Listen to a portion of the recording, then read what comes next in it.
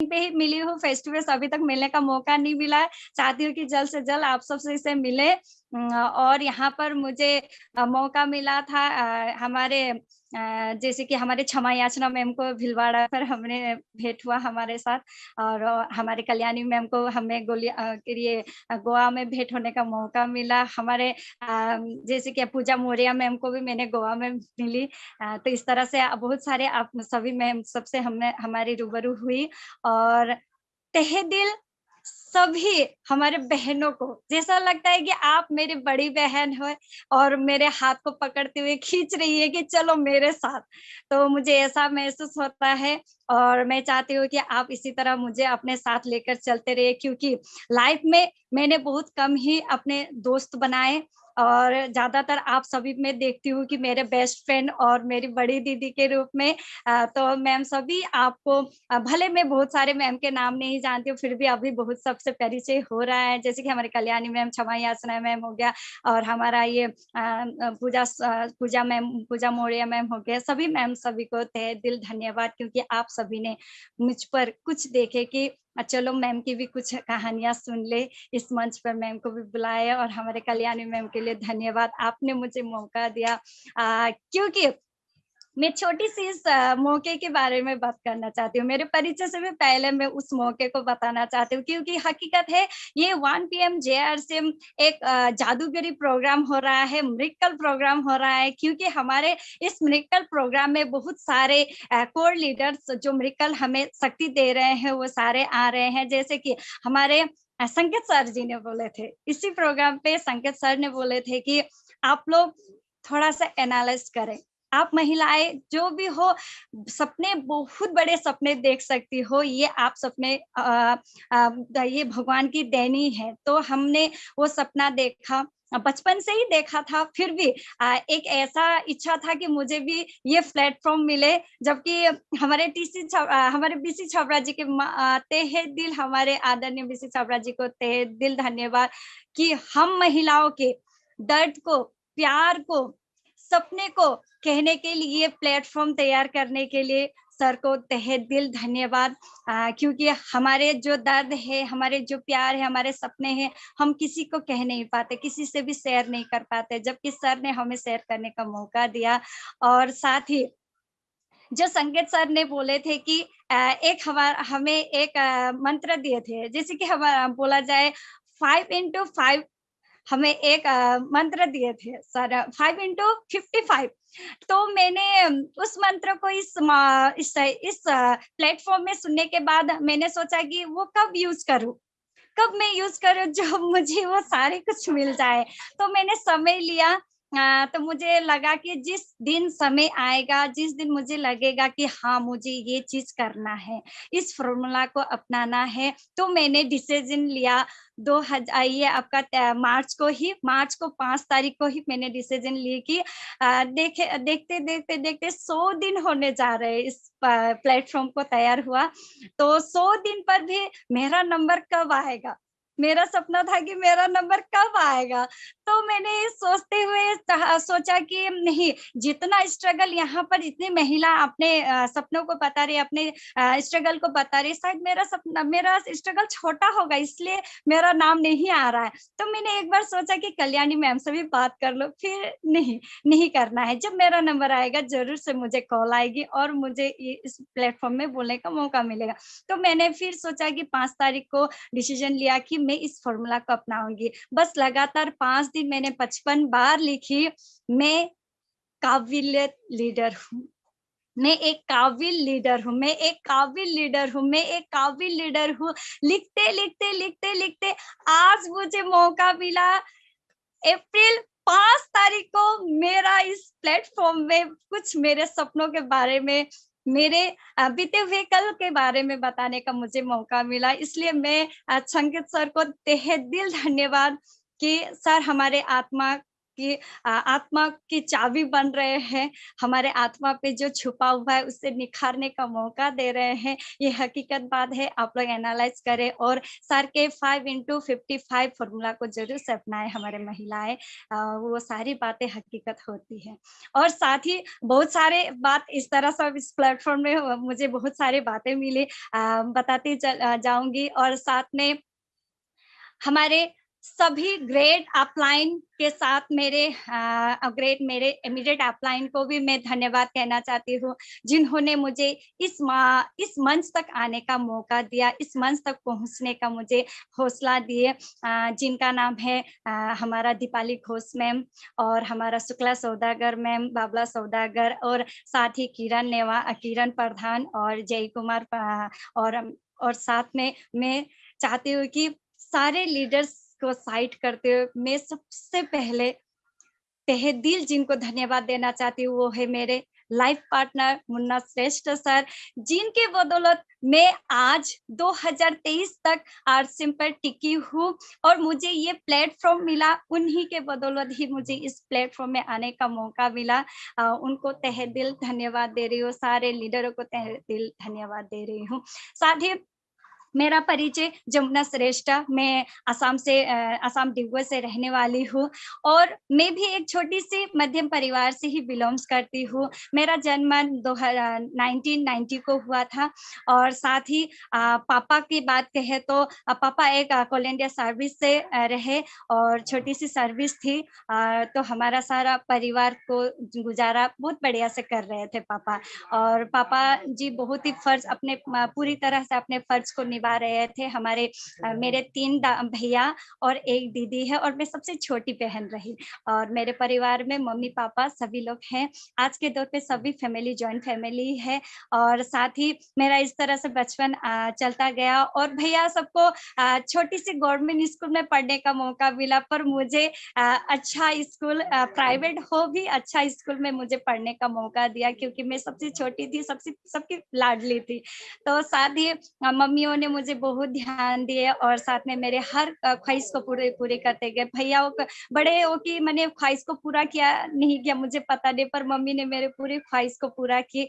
तो आगे बढ़ते हुए मैंने पढ़ाई करती गई और साथ ही मेरी पढ़ाई देखा जाए तो मैट्रिक तक ही की और पढ़ाई पे थोड़ा कम मन लगता था, छोटी थी तभी बहुत बढ़िया पढ़ पा रही थी। हाई सेकेंडरी ये हाई स्कूल तक पहुंचने के बाद में थोड़ा सा मेरा पढ़ाई लो होते गया, क्योंकि घर की थोड़ी सी जिम्मेदारी रही, क्योंकि घर हमारा 2 हो गया था, क्योंकि पापा ड्यूटी करते थे, पापा का साथ पढ़ाई जो कर रहे पापा का साथ रहना पड़ा और गाँव पे मम्मी भाभी दीदी सब रहने लगी, तो घर का सारा काम काज भी मुझे ही करना पड़ा था। मौका इतना थैंक्स है कि मुझे सारा कुछ सीखने का मौका मिला। उसी बीच पर पढ़ाई थोड़ी सी कम हो गई थी, पढ़ाई थोड़ी सी कम हो जाने के वजह से मैं मैट्रिक तक ही पढ़ पाई। एक बार मैट्रिक खराब हुआ, फिर दोबारा कोशिश की, 2 बार मेरी मैट्रिक खराब हुई, फिर भी मैंने सोचा कि चलो इसी में क्लोज करती हो और भैया का भी यही राय था कि आप मैट्रिक कर लोगी तो भी आपको कॉलेज जाने का लिए अनुमति नहीं मिलेगी, क्योंकि हालत ही उस टाइम ऐसा था कि अलग बच्चों को देखकर ही भैया रोक टोक करते थे कि नहीं बहन को मैट्रिक से आगे नहीं जाना है, बस हो गया इतना ही पढ़ाई। तो मेरा भी मन थोड़ा डाउन हो गया, तो मैं भी चाहेगी चलो इतना ही काफी है, मैं कर लूंगी। तो इस तरह से मैट्रिक कंप्लीट करने के बाद मैं घर में रही, अच्छा नहीं लगता था खाली रहने के लिए, एक हैबिट सा था कि मुझे खाली पसंद नहीं था। मैं ना टीवी देखकर टाइम को वेस्ट करती थी, ना किसी दोस्तों के साथ घूमने बातचीत करने में वेस्ट करती थी, फिर मैं सिर्फ लगातार घर के काम हो या कुछ भी हो काम पे लगी रहती थी। और साथ ही मुझे मैट्रिक के बाद बुनाई तुनाई के काम पर मौका मिला, मैंने काटिंग सीखी, मैंने करीबन 4 महीना मैंने काटिंग सीखते हुए मुझे उसी टाइम एक सिस्टम से जुड़ने का मौका मिला, जिस सिस्टम का नाम था ओरिफ्लेम। वो ओरिफ्लेम सिस्टम मेरे जीवन में आए और साथ में ऐसा हुआ कि चुनो बोला जाता है ना किसी 2 राह को चुनो, तो मेरे साथ 2 राह आए। उसी टाइम मुझे 2000 लगभग 2000 ये 8 का ही बात है, लगभग 8 तक में ही हमें आरसीएम मिला था। तो उस टाइम मुझे चुनना मिला कि आरसीएम करूँ या ओरिफ्लेम करूँ, क्योंकि मुझे आरसीएम जो प्लान दिखाए थे जो सर ने, उस समय छोटी थी इसलिए शायद घर गृहस्थी के बारे में इतना मुझे समझ में नहीं आया और राशन के बारे में।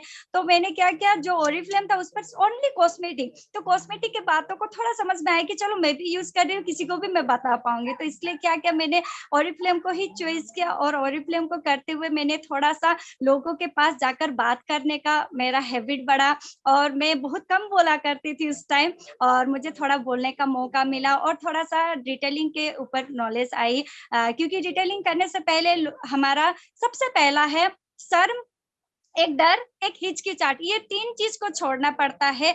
सबसे पहले हमें वो तीनों चीज को बेचना पड़ता है। उस तीनों चीज को बेचते हुए मैंने ओरिफ्लेम के प्रोडक्ट को भी बेची थी, पर उस चीज को करते-करते फिर मेरा समझ में आया कि ये ओरिफ्लेम शायद और अच्छा है, पर शायद मुझ पर सूट नहीं कर रहा है या मैं वो कर नहीं पाऊँगी, इसलिए मैंने उसे जल्द से जल्द क्लोज़ कर दी। तो मैं ज़्यादा टाइम नहीं कर पाई, बस उस वो करते हुए मैं गाँव पे आ गई पापा के साथ। पापा का रिटायर्ड हो गए थे, रिटायर्ड के बाद हम गाँव पे आ गए। आने के बाद मैं कटिंग पे ही लगी रही, हर रोज़ ऑर्डर आती थी, कपड़े सिलाया करती थी, खाली नहीं रहती थी। तो उस तरह से करते-करते मेरे सामने 5 जेंट्स आए। 5 यंग जेंट्स आए थे, बहुत ही बढ़िया सूटेड बूट पे, काले कोट पे और साथ पे काले बैग को लेते लेते हुए। तो वे पाँचों हमारे पास आते समय उन्हें देखा कि वो प्रोडक्ट लेकर आए थे, प्रोडक्ट रिटेलिंग पे आए थे, नए थे, उन्हें भी उतना खास उनका भी पहचान नहीं था, सब स्टूडेंट थे और साथ में वो पहचान करते हुए गाँव पे आए पूरे रिटेलिंग के लिए। तो मेरे घर पर आए, तो उस टाइम मैंने पहले ही आरसीएम के प्रोडक्ट यूज़ कर चुकी थी, मुझे पसंद भी था। तो वो भैया सबसे मैंने पाँचों से एक-एक हो भी एक-एक प्रोडक्ट मैंने यूज़ की। उसके बाद फिर 2 दिन बाद वही पाँचों में से 2 भैया आए मेरे पास, जिनका नाम था किशोर किरण प्रधान और एक जय कुमार। दोनों भाई मेरे पास आए, फिर उन्होंने मुझे चाहा कि प्लान दिखाए। क्योंकि उन्होंने मुझे उस बातें करते हुए कि प्रोडक्ट के बारे में बोलते हुए कि उन्हें लगा कि मुझ पर कुछ है, ये लेडी कुछ आगे कर पाएगी इस सिस्टम के माध्यम से, चलो मैं उन्हें ये प्लान दिखाती हूँ। तो ये सोचते हुए दोनों आए मेरे पास और उन्होंने मुझे प्लान दिखाए। भाग्य मैंने साथ नहीं दिया होगा उस टाइम, भगवान के तथास्ತು नहीं थे शायद, उस टाइम भी मैंने ना ही बोला उस टाइम। तो मैंने ना बोलते हुए कारण थी कि मम्मी मेरे पास नहीं थी, मम्मी बाहर थी, घर पर नहीं थी, इसीलिए मैंने उस टाइम भी उनको बोला कि ना मैं अभी नहीं करूँगी, कोई बात नहीं, आप लोग बाद में भी आ सकते हैं, जब मम्मी आपसे भेंट होंगे तो ज़रूर मैं इस सिस्टम को जॉइन करूँगी। क्योंकि मैं उस टाइम खाली ही रही थी, कि मुझे कटिंग भी कर रही थी, पर बैठे रहने वाले काम मुझे पसंद नहीं थी। तो मुझे ये मौका मिल रहा था, अच्छा भी लगा, एक बार प्लान देखे। फिर नेक्स्ट आए, फिर 2-4 दिन बाद उन लोग ने फिर फ़ॉलो अप किया, फिर नेक्स्ट आए, तो फिर उस टाइम भी का माने मम्मी उस टाइम भी नहीं थी, तो उस टाइम भी मुझे ना करके ही भेजना पड़ा। थर्ड बार, तीसरा बार आने का बाद मम्मी मेरे पास थी, मम्मी को भी बैठा के बढ़िया से प्लान दिखाए और मुझे मौका मिला 3 बार प्लान देखने के लिए। उसी टाइम मेरे माइंड पे यही बात घुसा कि मम्मी जो राशन करते थे 3 से 4,000 की, तो मैं देखती थी कि सिर्फ़ एक ही पैकेट बिस्कुट दिया करते थे वो राशन दुकान वाले। मम्मी को।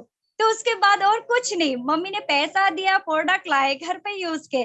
तो बाद में देखा वहाँ पर जो दिए थे लो प्राइस लिखा हुआ था उस प्लान पे। लो प्राइस यानी कि हमें डिस्काउंट मिला जाता है और कम दाम में भी मिला जाता है और साथ में आपको रिटर्न भी आ रहा है, आपका जैसे कि बैंक बैंक अकाउंट आपका बैंक बैलेंस भी बन रहा है। साथ में एक छोटा-सा चीज़ हमारे दिमाग पे सेट हो गया, वो आने वाला समय में हमारा फ्यूचर बना, जो कि बिज़नेस। वहाँ पर लिखा था और आप फ्यूचर पे बहुत बड़ा बिज़नेस कर पाएँगे, क्योंकि आज आप खाली बैठी हैं और एक लेडी हो, आपकी कोई बंदिश ही नहीं होता है, क्योंकि आप एक स्टूडेंट भी रही। इस स्टूडेंट के समय हमारा माइंड एक सीखने का ओर रहता है। हमें उस टाइम पूरा सीखने के मूड पे हम लोग रहते हैं कि क्या सीखें, क्या नया करें, क्या नया कर सकते हैं, ऐसा टाइम था। तो इसलिए मैंने बहुत ही जल्द समय को ना गँवाते हुए उस टाइम मैंने तीसरी बार मैंने आरसीएम का एक्सेप्ट किया, जॉइनिंग मीटिंग किया और नेक्स्ट ही दिन मुझे मौका मिला तिनसुकिया, हमारे आसाम के हैं, तिनसुकिया डिस्ट्रिक्ट है, वहां पर हमें मीटिंग सुनने का मौका मिला। दूसरे दिन ही मैं मीटिंग सुनी। तीसरे दिन में फिर मुझे होम मीटिंग किए थे सर सबने, तो होम मीटिंग पे बुला के मेरे इमीडिएट जो जो अपलाइन थे सभी से मेरे परिचय करवाए और उन्हीं में से 2 मेरे इमीडिएट अपलाइन उनके हैंडओवर मुझे कर दिए कि इनको कैसे सिखाना है, कैसे रिटेलिंग करवाना है, सारा दायित्व आप सभी के हाथों में। जबकि वो भी नए थे और मैं उस एरिया पे नहीं थी, मुझे वो जगह इतना पता नहीं था। मैं फर्स्ट उस गांव पर रहने लगी थी घर पे, मैं बहुत कम रहा करती थी गांव पे, तो मेरे लिए पूरा नया जगह था। तो साथ में दोनों मेरे एक भाई और दीदी की तरह ही उन्होंने मुझे, जैसा कि किशोर प्रधान और नैना प्रधान, और दोनों ने मुझे साथ लेकर रिटेलिंग कैसे करना है, रिटेलिंग के बारे में सिखाए, प्लान कैसे दिखाना, हम लोग एक दूसरे को प्लान दिखाते हुए हम लोग प्लान सीखे। और साथ में जो भी, जैसे कि हमारा चेक आया करता था, चेक के लिए हमें बैंक जाना पड़ता था, बैंक में कभी नहीं गई थी, बैंक के नॉलेज नहीं थी, हमारे अपलाइन ने हमें उसी समय सिखाया था कि अपना काम खुद करना है, आप खुद करोगी तो ही आगे आप कुछ सीख पाओगी और सिखा पाओगी। तो ये चीज हमारा माइंड पे सेट था और मैं हमेशा अपना काम अकेले करती थी। सर हमें अपना काम खुद ही करने के लिए बोलते थे, हम लोग किस तरह से ज्वाइनिंग डालना है ये सारा कुछ हमें खुद ही सिखाया करते थे। तो हम लोग इस तरह से सीखते गए। बाद में मुझे लकीली एक मैंने एक पर्सन से मिलने का मौका मिला जिनका नाम है मेरे लाइफ पार्टनर मुन्ना श्रेष्ठ जी। उनके लिए जोरदार तालियां चाहती हूँ। मेरे लाइफ की टर्निंग पॉइंट थी वो। मुन्ना सर को मैंने मिला और मेरे माइंड पे एक ही सेट था कि जिन्हें भी मिले प्लान दिखाए, प्लान दिखा वो नहीं सिस्टम से जुड़वाए। तो ऐसा माइंड में था और मैंने चाहा कि सर को, सर की बातों को सुनते हुए उनका डेडिकेट देखते हुए लगा कि नहीं सर भी आगे जाकर बहुत बड़े कुछ कर सकते हैं, चलो सर को हम ये चीज ये प्लान दिखाते हैं। तो मैंने देखा कि सर को अगर हम प्लान दिखाए तो नहीं बनेगा, मुझसे नहीं होगा, तो मैंने थर्ड पार्टी अप्लाई की। तो मैंने थर्ड पार्टी अप्लाई करते हुए मैंने सर को बारी की, मैंने हर बार जो भी मीटिंग होए मैं सर को मीटिंग में इनवाइट करती थी, सर को बार बार मीटिंग पे लेकर जाती थी और सर को उसी दौरान मैंने ओपन चेंज करवाई, उनको आईडी बनवाया। बनवाने के बाद सर आईडी बनाए और साथ में मेरे साथ मीटिंगों पे जाया करते थे और मौका मिला हमें राजस्थान भीलवाड़ा विजिट करने का। 2000 ये आपका करीबन 9 को है। मेरा ऐसा तो ज्वाइनिंग मेरा 8 को ही हो चुका था और 2009 को हमें मौका मिला कि राजस्थान भीलवाड़ा जाने के लिए। उस टाइम हमारा वहाँ पर एकेडमी प्रोग्राम फर्स्ट टाइम था, तो एकेडमी प्रोग्राम में हमें जाने का मौका मिला। सर उस टाइम सर की जॉब से, मतलब सर एयरसेल ऑफिस में करते थे, उन्हें छुट्टी नहीं मिली तो सर नहीं जा पाए, हम गए, हमारे पूरे टीम के साथ हम गए।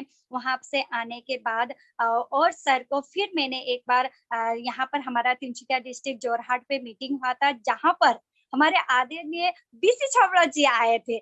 मेरे सर बोलते हैं कि भाग्य चेंज छाबड़ा, हकीकत है मेरे भाग्य चेंज करने वाले सर ही हैं, क्योंकि मैंने हमारे मेरे हस्बैंड को उस टाइम हमारी शादी नहीं हुई थी, बस हम लोग बिजनेस के तौर पे ही पहचान थे। तो सर को मैंने वहां पर लेकर गई।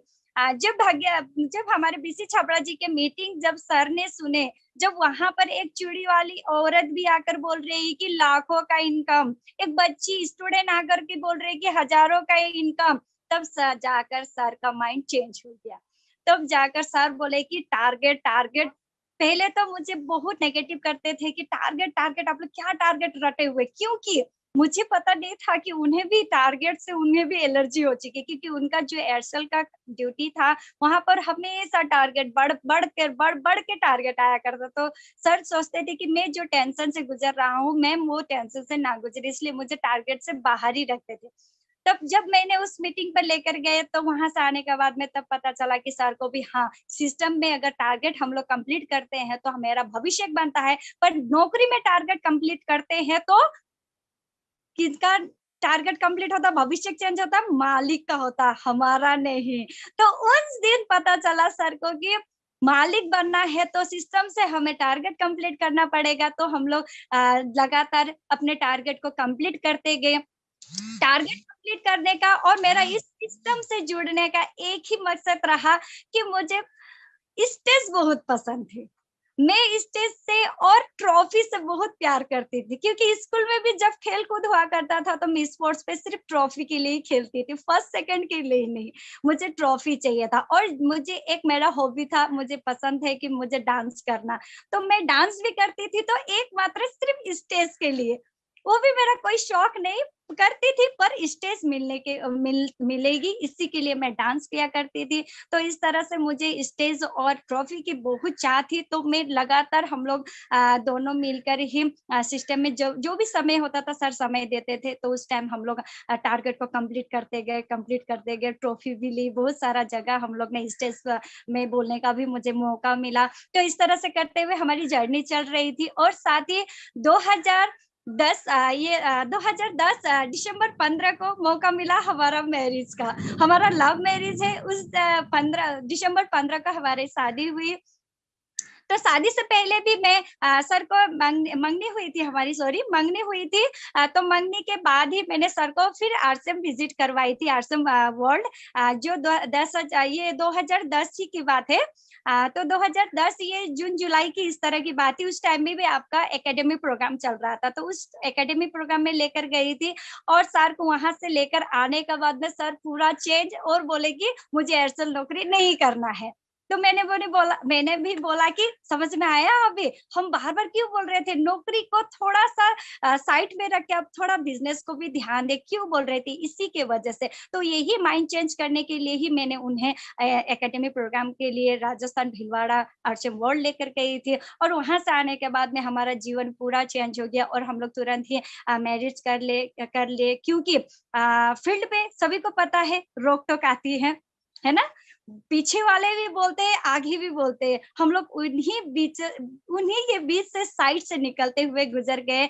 और मेरा वही था कि मैं बोली कि मुझे बिजनेस करना है, तो एक ही चीज है, हमारा रास्ता है, हम लोग मैरिड कर लेते, हम लोग शादी कर लेते, उसके बाद हम लोग मिलजुल के बढ़िया से हम लोग बिजनेस कर पाएंगे। तो जल्द से जल्द मेरा 20 साल ही था उस टाइम, तो 20 में ही मेरा शादी हो चुका था। और साथ सर भी 24-25 के ही थे, हम लोग बहुत छोटे ही थे उस टाइम। तो जल्दी शादी हुई हमारी। तो बाद में शादी हो जाने के बाद में हमारा एक बहुत बड़ा हमारा जीवन में खुशी आई, साथ में दुखी भी आई। 2011 को मेरा बड़ा बेटा जय श्रेष्ठ, जिनका नाम भी मैंने बहुत प्यार से जय रखा, जय श्रेष्ठ मेरे लाइफ में आया, मेरा बड़ा बेटा। और साथ ही एक बड़ी तूफान भी आई हमारे जीवन में, जो था आरसीएम क्लोजिंग। 11 पे हमारा आरसीएम क्लोजिंग हुआ था। खुशी भी थी, गम भी थी, फिर भी हम लोग उस समय को हंसते हुए पार करते गए, क्योंकि हर बार हमें सुनना मिलता था। और जब हम एकेडमी प्रोग्राम में गए थे, हमारे आदरणीय टीसी छाबड़ा जी के लिए तहे दिल ताली चाहती हूँ, तहे दिल उन्हें नमन करती हूँ, जिन्होंने बार बार हमें ये संकेत दिए थे कि आप आप सभी के आगे एक बहुत बड़ा तूफान, एक चुनौती आएगी। जिस जिस चुनौती को आप लोग अगर पार कर लोगे, तो आपका भविष्य बड़ा उजागर हो जाएगा। अगर आप उस चुनौती से पीछे आ जाओगे, तो आप वहीं के वहीं रह जाएंगे। यही चीज मेरे माइंड पे सेट थी, और मैंने उस टाइम अपने मन को संतोष किया, और सर को भी बोले कि सर आप कुछ भी नहीं करना, ना आपको कहीं बाहर नौकरी करना है, ना किसी बिजनेस को करना। किसी उस टाइम जबकि उस टाइम हमारे पास बहुत सारे बिजनेस आए, multi level marketing, direct selling बहुत आए, फिर भी हमने कभी भी उस बिजनेस पे जाने का इच्छा नहीं जताया। और फैमिली वाले को भी बहुत दिल, मम्मी पापा को भी धन्यवाद कहती हूँ, क्योंकि उन्होंने उस समय हमें बहुत सपोर्ट किया।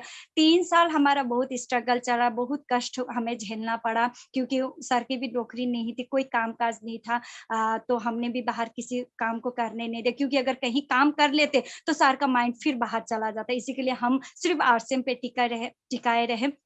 जबकि हर रोज हम लोग देखते थे कि अनशन पे क्या क्या हो रहा है, दिल्ली पर क्या हो रहा है, कौन क्या कर रहा है, कैसे हमारा ये सिस्टम फिर दोबारा स्टार्ट होगा। तो लकीली हमें मौका मिला, जो हम लोग घर बैठे बैठे चिंता कर रहे, तो सोचिए अनशन में बैठे हुए सर लोगों को कितना स्ट्रगल सहना पड़ा। तो हम लोग घर बैठे बैठे इंतजार कर रहे थे, और लकीली हमें मौका मिला 2013 को।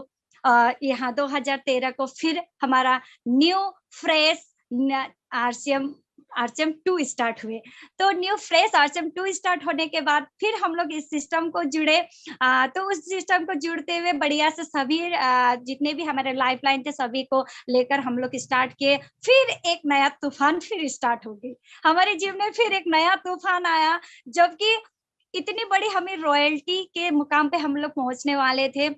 उस टाइम हमको फिर बिजनेस को क्लोज करना पड़ा, क्योंकि अपलाइन की बातें लोग हमें हमेशा अपलाइन सिखाया करते थे कि अपलाइन से सुनो कैसे कैसे कैसे, डाउनलाइन को बताओ वैसे वैसे, बीच में कमाओ पैसे। तो यही बात दिमाग में सेट थी और हमने एक वर्ड भी नहीं बोला, थोड़ा सा भी झिझक नहीं किया। वो रॉयल्टी हो या कोई भी पोजीशन में हम लोग पहुंचे, फिर भी अपलाइन की बातें सुनी। जीरो से हम लोग ने स्टार्ट किया 2014 से। फिर वो 14 से स्टार्ट करने के बाद ने तुरंत ही हमें 2 साल में रॉयल्टी इनकम रॉयल्टी हमें पहुंची। हमने 3 से 4 ऐसा करते करते हम लोग 8% तक हम लोग रॉयल्टी कंप्लीट किए। और साथ में फिर हमें 2019 में मौका मिला टेक्निकल का, और टेक्निकल हमने 2019 में लिया। और साथ ही 1% टेक्निकल लेने के साथ एक और बड़ी तूफान आ गई हमारे जीवन में। फिर एक बड़ी तूफान आई जिनका नाम है कोरोना। यस, उस टाइम फिर कोरोना आए, और कोरोना आकर भी सिस्टम को हिला नहीं पाया। और उसी टाइम हमें पता चला कि ये भविष्य का उज्जवल बिजनेस है। ये आम नहीं है, ये बहुत खास बिजनेस है, ये बहुत खास प्लेटफॉर्म है। उसी टाइम हमें समझ में आया, क्योंकि उस टाइम घर पर सब बंधे हुए थे, हम भी बंधे हुए थे घर पे। 3 से 4 महीना हम लोगों को घर पे बैठना पड़ा, फिर भी हमारा कमीशन कभी घटा नहीं और बढ़ चढ़कर आए। और अच्छा इनकम, अच्छा बिजनेस हुआ उस टाइम, जबकि हम लोग घर पे बैठे हुए थे। तो ताकत उस टाइम हमें पता चला आरसीएम का, और बस उस ताकत के जोश से हम लोग आगे बढ़ते गए, आगे बढ़ते गए। और सिस्टम के ताकत के साथ आगे बढ़ने के बाद मुझे एक अच्छा मौका मिला, जबकि मैं फुल टाइमर नहीं थी। मेरे 2 बच्चे थे और मैं बच्चों को संभालते हुए, घर को संभालते हुए मैं पार्ट टाइम दे रही थी। कहीं भी बड़ी मीटिंग हो सर लेकर जाया करते थे और बोलते थे कि आप घर पे बैठी हो तो आप खाली ना बैठे, आपको जो भी बनता आप लगने से आप वीडियो देखो, या तो किताबें हैं किताबें पढ़ो, या तो कुछ भी हो आप एक्टिविटी माने आपका करते रहो, नहीं तो आपका माइंड बैठ जाएगा। आप जो सीखना चाहते हो वो नहीं सीख पाएंगे। तो एक्चुअली वो बात है। तो मैं उसी चीज को अपनाते हुए गई। मैं हर दिन किताबें पढ़ा करती थी, जो भी समय मिलता हो थोड़ी सी वीडियो सुना करती थी। इस तरह से करते हुए मैं चली आई। और साथ में बड़े-बड़े मीटिंग पे और हमें गोवा भी ट्रिप करने का मौका मिला न्यूट्रीचार्ज से। तो इस तरह से हम हमारे जीवन में जितना भी हमने ट्रिप मिला हमें, जितना भी हम घूर पाए, सिर्फ़ एकमात्र आरसीएम से ही घूर पाए। जितना भी हमें अच्छा माहौल, अच्छा संस्कृति, अच्छा सुनना-बोलना मिला, सब आरसीएम से ही मिला, सब हम आरसीएम से ही सीखे। क्योंकि संगत अच्छी तो रंगत अच्छी, है ना? तो हम संगत अच्छे करते थे और संगत अच्छे के साथ ही हम इस जर्नी को चलते गए। और साथ में मुझे एक बहुत ही बढ़िया शानदार मौका मिला। मैं अपने घर से बाहर निकल पाई और अपने लिए कुछ कर पाई। मेरा जो पहचान कहीं न कहीं दबा हुआ था, कहीं न कहीं मैं विलुप्त हो रही थी, जब ना श्रेष्ठ पहचान नहीं रही थी कोई। तो उसे पहचानने का मौका मिला मुझे 2000 ये आपका 23 पे ही। जैसे कि 23 पे हमारा ये हाइजीन कैंप स्टार्ट हुआ फरवरी पे। सॉरी ये 22 पे। तो 2022 में फरवरी पे हमारा जो हाइजीन कैंप स्टार्ट हुआ। बस मुझे उस कैंप पर जुड़ने का मौका मिला। मैं लगातार थर्सडे मीटिंग पे रहा करती थी। थर्सडे मीटिंग पे रहते मैंने कैंपेनिंग सीखी। बस स्टार्टिंग मैंने कैंपेनिंग से किया। मैंने जो भी हुआ पहले, सबसे पहले मैंने अपने अड़ोस पड़ोस को, गाँव की लेडीज को बुलाई। तो गाँव के लेडीज से ही मैंने घर से ही हाइजीन कैंप स्टार्ट किया। तो वो करते जब बढ़िया सा रिटेलिंग स्टार्ट हुआ मेरा। रिटेलिंग करने के बाद देखा गया कि मौका बोलते हैं ना लोग, ऊपर वाले के भरोसा हम लोग अगर ऊपर वाले के ऊपर विश्वास रखते हैं तो ये हकीकत होता है। यस, मुझे पीक्यूसी नहीं, मुझे निर्जरा का ऑफर आया मैम। मुझे निर्जरा का कॉल आया कि मैम आपका निर्जरा क्वालीफाई आप कर सकते हैं, आप रजिस्टर जल्दी से करिए, आपका टारगेट कंप्लीट हो चुका है, ऐसा मुझे कॉल आया। तो मैंने सोचा कि हाँ, प्रोडक्ट सेल कर ही रही हूँ, हाइजीन कैंप भी कर रही हूँ, चलो मैं कर सकती हूँ। तो ऐसा करते हुए मैंने निर्जरा को रजिस्ट्रेशन किया और लगातार करती हुई सीखती गई। 3 से 4 सेशन को मैंने पार किया। बस उस टाइम ऐसा था कि मैं बच्ची छोटी थी तो बाहर इतना निकलना नहीं होता था। घर से ही अड़ोस-पड़ोस से मैं डिटेलिंग कर रही थी, तो मुझे थोड़ा टारगेट कंप्लीट करना मुश्किल पड़ा।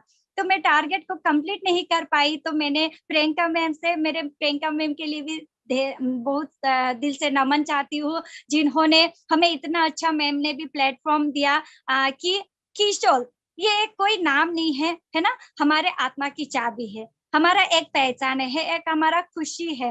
तो ये सारा चीज़ हमें निखारने का मौका दिया मैम ने। तो मैम से मैंने बोली कि मैम बच्ची छोटी है, मैं बाहर इतना निकल नहीं पाती हूँ, मैं ये टारगेट कंप्लीट नहीं कर पाती हूँ, मैं क्या करूँ मैम? तो मैम ने बोला कि ज़रूर से आपने पीक्यूसी नहीं किया है मैम, तो आप बेझिझक, ये तो शुरुआत ही है। ये निर्जरा तो शुरुआत है, शुरुआत सबसे फर्स्ट मीटिंग है। आप कोई चिंता ना कीजिए, आप बढ़िया से आपकी ये पीक्यूसी आप अटेंड करें। पीक्यूसी रजिस्ट्रेशन करने के बाद आप बढ़िया से सीखते हुए इस ये निर्जरा को आप बाद में सीखिएगा। तो ऐसा करते हुए मैंने क्लोज़ किया। तो फट से मैंने क्लोज़ करने के बाद में ये क्या आपका पीक्यूसी मैंने रजिस्ट्रेशन की। रजिस्ट्रेशन करने के बाद मेरा पीक्यूसी स्टार्ट हुआ और पीक्यूसी कंप्लीट की मैंने। तो मुझे मौका मिला 2023 जनवरी 24 को ये खूबसूरत शानदार ब्लेज़र की हकदार बनी मैं। ये मेरा एक सम्मान है, ये कपड़ा नहीं है, कोई कपड़ा नहीं है, ये मेरा सम्मान है। मैं मानती हूँ कि मेरे ये सिर का ताज है। मेरा ये एक नाम है। आज इसी पीक्यूसी की वजह से है जमुना श्रेष्ठ कौन है पहचान रही है सभी, और ये स्क्रीन के वजह से, ये ज़ूम मीटिंग के माध्यम से मुझे आज पहचान मिल रहा है। जबकि बोलते हैं कि समय के लिए इंतज़ार नहीं करना है, समय को बनाना पड़ता है। मैंने हकीकत है, मैंने इस प्लेटफ़ॉर्म में मैंने समय को बनाया, तो जाकर मेरे ये जैसे कि कल्याणी मैम की नज़र में मैं पड़ी, तो बोलते हैं ना ऑफलाइन के फ़ोकस में रहना है, तो मैंने फ़ोकस में रही, इस समय को बनाया। तो कल्याणी मैम ने मुझे ऑफ़र दिए कि मैम आप तो बात नहीं किया, आपको इस प्लेटफ़ॉर्म में बुलाया नहीं, आप ज़रूर से आइएगा। तो मैम ने मुझे डेट दी, तो मुझे भी इस प्लेटफ़ॉर्म में बोलने का मौका मिला।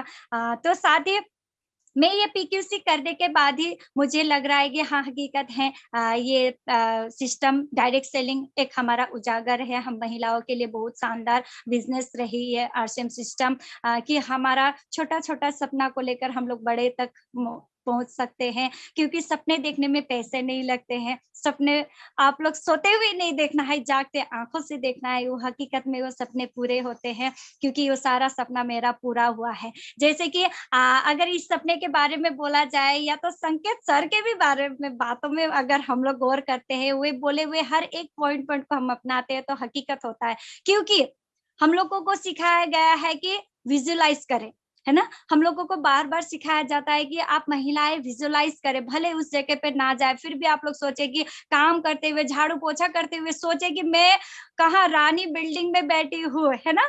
बुरा मेरा तो मैं गाड़ी पे नहीं चल रही हूँ, मैं तो एरोप्लेन पे चढ़ी हूँ, विजुअलाइज़ करें। तो मैंने विजुअलाइज़ किया कि जब हमारा इनॉग्रेशन प्रोग्राम था भीलवाड़ा राजस्थान पे, तो मुझे मौका मिला पूरा 13 साल पे मुझे जाने का भीलवाड़ा, क्योंकि वो मेरा बहुत ही लंबा समय था, और मायके जाते हुए जितना खुश नहीं होती थी, उससे कहीं ज़्यादा एक्साइटेड थी और खुश थी कि मुझे भीलवाड़ा जाने का मौका मिल रहा है। जहाँ मैंने देखा था छोटा-छोटा पेड़, 2009-10 दो 9-10 में जाते हुए छोटा-छोटा पेड़ जो देखा था, उस टाइम घना हुआ माने भरा घना एक पेड़ हो चुका था। कब मैं जाकर उस मंदिर को, उस मेरे मायका को देखूँ, तो ऐसा सपना लेकर मैं भीलवाड़ा गई थी। मुझे बहुत खुश हुआ, क्योंकि मैं चाहती हूँ कि मेरा वो मायका ही है।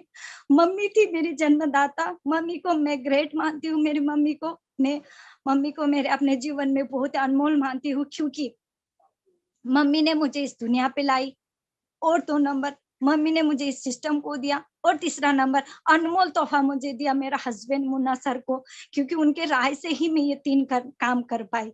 तो इसी के लिए मैं मानती हूँ कि मेरा मायका तो मायका ही है, पर मेरे मायके से भी बढ़ के मेरे राजस्थान भिवाड़ा थे। तो मुझे बहुत खुशी हुआ, वहाँ पर जाने का मौका मिला।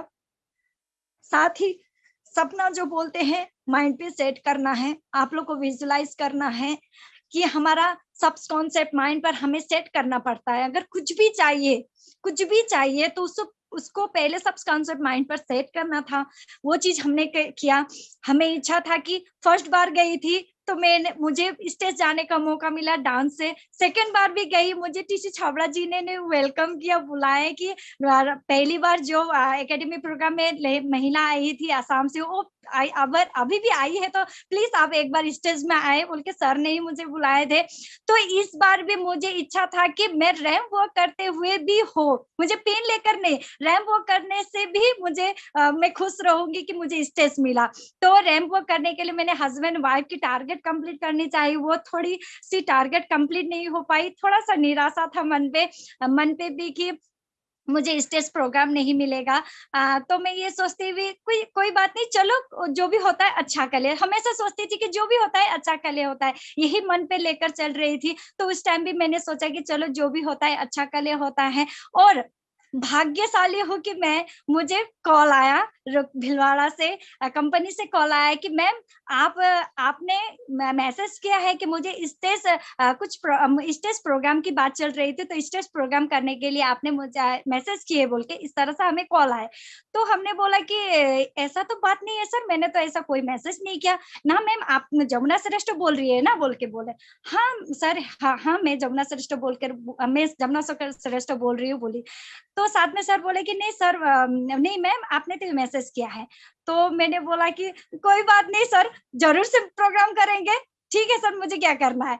तो मुझे वो मौका मिला तो मैं उस मौके को हाथ से जाने नहीं दिया। और हकीकत है कुछ भी चीज होए तो आपके भविष्य से जुड़ा होता है। तो उस टाइम मुझे एक वीडियो भेजने बोले, जबकि मैंने इतनी शादी के बाद मैंने कोई डांस प्रोग्राम नहीं किया था कोई स्टेज पे, पर भविष्य के लिए जुड़ा हुआ बात है बोल के शायद मुझे एक बार मौका मिला। अगर मैं होती तो मुझे ऐसा नहीं होता था कि मैंने ये नहीं कि मैं प्रोग्राम नहीं कर पाती, पर मुझे उस टाइम मौका मिला जब मेरे बच्चे 2-2.5 साल का मेरा बच्चा गोद में था। उस टाइम मुझे मौका मिला डांस करने का, मैंने स्टेज प्रोग्राम करने का। और भी मुझे मेरे हस्बैंड ने बोला कि यहाँ गांव पे एक डांस प्रोग्राम हो रहा है, क्या आप करोगी?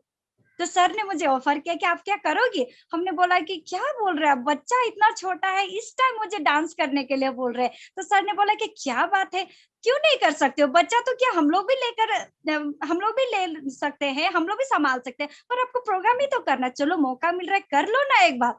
तो मैंने बोला कि चलो ठीक है, आपको इच्छा है तो चलो आपकी इच्छा को पूरा करते हैं। तो मैंने उस डांस प्रोग्राम को, मेरे कुछ मैं समय ज्यादा ले रही हूँ क्या मैम?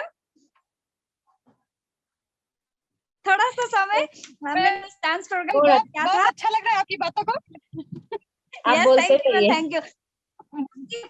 उस डांस प्रोग्राम को मैंने उसी दिन किया और वहां से मेरा इस बीच में कोई डांस प्रोग्राम नहीं हुआ। उसी डांस प्रोग्राम की वीडियो ही मुझे आज काम में आई मैम। तो मैंने वो वीडियो ही, सर ने क्या बोला, हाँ आपका तो एक वीडियो है, चलो वही वीडियो को भेज देते हैं। तो तुरंत ही सर ने देर नहीं करते हुए उस वीडियो को सर ने भेज दिया और सिलेक्शन पे हमारा नाम आ गया। तो मैंने बोला था कि हमारा कपल डांस है, तो मैं लकीली राजस्थान भिलवाड़ा पर जाकर मुझे इस बार भी डांस प्रोग्राम करने का मौका मिला हस्बैंड के साथ ही। तो मैं बहुत खुश रही, क्योंकि मायका जाते हैं तो हम लोग इंजॉय करते हैं, खुशियां मनाते हैं, मिठाई खाते हैं ना।